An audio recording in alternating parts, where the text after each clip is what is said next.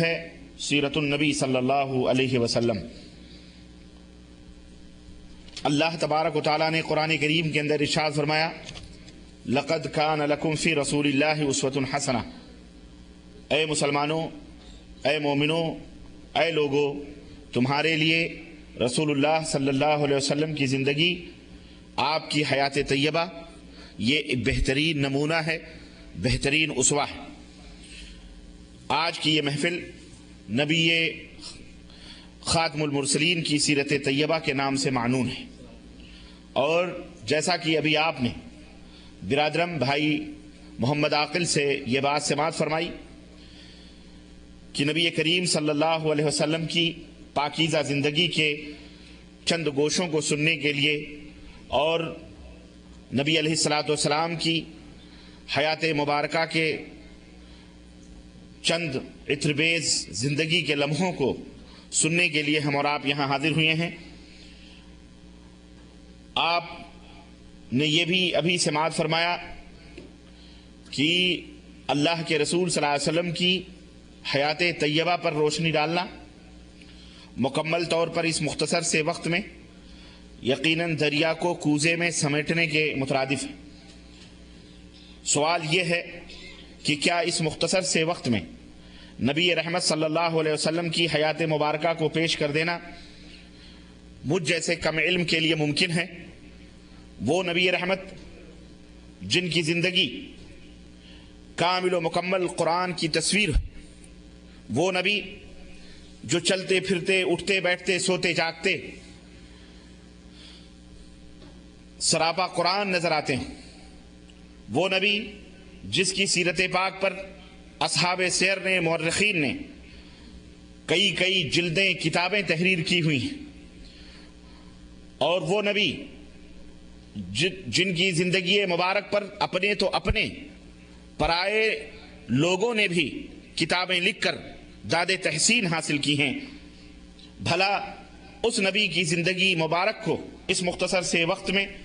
اس کے تمام زندگی کے گوشوں پر روشنی ڈالنا یہ ناممکن اور محال بات ہے، لیکن آج کی اس محفل میں میں نبی علیہ الصلوۃ والسلام کی زندگی کے چیدہ واقعات، ایسے واقعات جو ہمارے دلوں کو گرمانے والے، ہمارے ایمان اور جذبوں کو حرکت دینے والے، ایسے واقعات جنہیں سن کر ہماری آنکھوں کے اندر آنسوؤں کا سمندر امٹ پڑے، جنہیں سن کر ہمارے دل نرم ہوں، میں انہیں سجا کر آپ حضرات کی خدمت میں لے کر حاضر ہوا ہوں۔ آئیے عبرتوں اور درسوں اور نصیحتوں سے اپنے سینے کو منور و مجلہ کریں اور اپنے اعمال اور اپنے اخلاق کو سدھاریں، نبی علیہ الصلوۃ والسلام کی سیرت طیبہ کو سن کر اسی کے مطابق عمل کرنے کی کوشش کریں۔ اللہ عز و جل سے دعا ہے کہ اللہ تبارک و تعالی ہمیں اور آپ کو کہنے اور سننے سے زیادہ عمل کی توفیق عطا فرمائے، آمین یا رب العالمین۔ میرے عزیزوں، میرے دوستوں اور بھائیوں اور اسلامی ماں اور بہنوں، نبی علیہ الصلوۃ والسلام کی سیرت طیبہ سننے کا بنیادی مقصد یہی ہے کہ وہ نبی جسے اللہ عز و جل نے نمونہ بنا کر کے اس کائنات میں بھیجا، اس نبی کے زندگی کے ایک گوشوں کو سن کر، اس نبی کے زندگی کے تمام پہلوؤں کو پڑھ کر، جان کر ہم اسی کی طرح اپنی زندگی کو سجائیں اور سنواریں اور بنائیں۔ یہی اللہ تبارک و تعالی کا مقصود ہے، مطلوب ہے کہ ہم اپنی زندگی نبی رحمت صلی اللہ علیہ وسلم کی طرح سے بنا لیں، جس طرح وہ اللہ عز و جل سے ڈرتے تھے، جس طرح وہ اللہ عز و جل کی عبادت کرتے تھے، جس طرح وہ امانت اور صداقت کے اعلیٰ مقام پر فائز تھے، جس طرح وہ اخلاق اور سچائیوں کے بلند رتبے پر فائز تھے، اسی طرح سے ہم بھی اپنے اخلاق کو، اپنے معاملات کو، اپنے اعمال کو بنائیں۔ اللہ تبارک و تعالی ہمیں اس بات کی توفیق عطا فرمائے، آمین یا رب العالمین۔ روز ازل سے اللہ تبارک و تعالی نے نبیوں کا سلسلہ حضرت آدم سے شروع فرمایا، لیکن سب سے پہلے رسول جب دنیا کے اندر شرک اور خرافات پیدا ہوئے اور دنیا اللہ عز و جل کی عبادت و بندگی سے اعراض کر کے شیطان کی عبادت و بندگی کرنے لگی تو اللہ تبارک و تعالیٰ نے اپنی طرف سے رسولوں کا سلسلہ جاری فرمایا، اور سب سے پہلے رسول حضرت نوح علیہ السلام کے کندھے پر پیغام اور رسالت کی ذمہ داری دے کر اللہ عز و جل نے انہیں دعوت و تبلیغ اور اس کی نشر و اشاعت کے لیے منتخب فرما کر اس دنیا کے اندر پیدا فرمایا۔ چنانچہ حضرت نوح علیہ السلام دعوت و تبلیغ کے اس میدان میں 950 برس تک لوگوں کو توحید کی دعوت دیتے رہے، لوگوں کو اللہ عز و جل کی طرف بلاتے رہے۔ حضرت نوح علیہ السلام سے لے کر یہ سلسلہ جاری ہوا یہاں تک کہ آخری نبی خاتم المرسلین شفیع المذنبین ہمارے اور آپ کے نبی حضرت محمد الرسول اللہ صلی اللہ علیہ وسلم مبعوث ہوئے، اور ایسے ماحول میں مبعوث ہوئے اور ایسے معاشرے میں آپ صلی اللہ علیہ وسلم کے کندھے پر نبوت و رسالت کی ذمہ داری رکھی گئی، جو معاشرہ، جو مجتمع، جو سوسائٹی، جو سماج نہایت ہی جنات اور رذالت کی تاریکیوں میں سانسیں لے رہا تھا، جہاں پر امانت و صداقت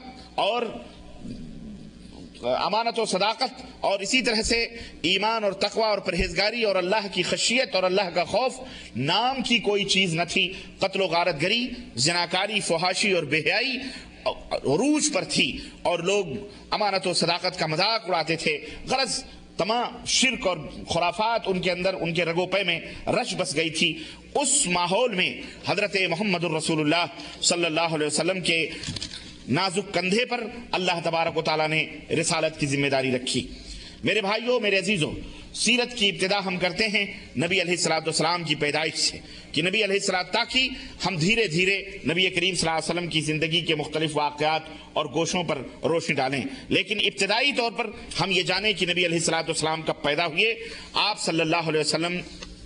کے مختصر سے حالات کا علم ہمیں ہو جائے۔ 3 باتیں بڑی ضروری ہیں ہر انسان کے لیے اور ہر مسلمان کے لیے، جن کا علم حاصل کرنا ان کے لیے بہت ضروری ہے۔ ان 3 باتوں میں سب سے پہلی بات اللہ عز و جل کی معرفت، اللہ عز و جل کی معرفت، اور نمبر 2 اللہ تبارک و تعالیٰ نے جو شریعت نازل فرمائی ہے اس کا علم حاصل کرنا۔ نمبر 1 اللہ عز و جل کی معرفت یعنی اللہ عز و جل کا علم حاصل کرنا۔ نمبر 2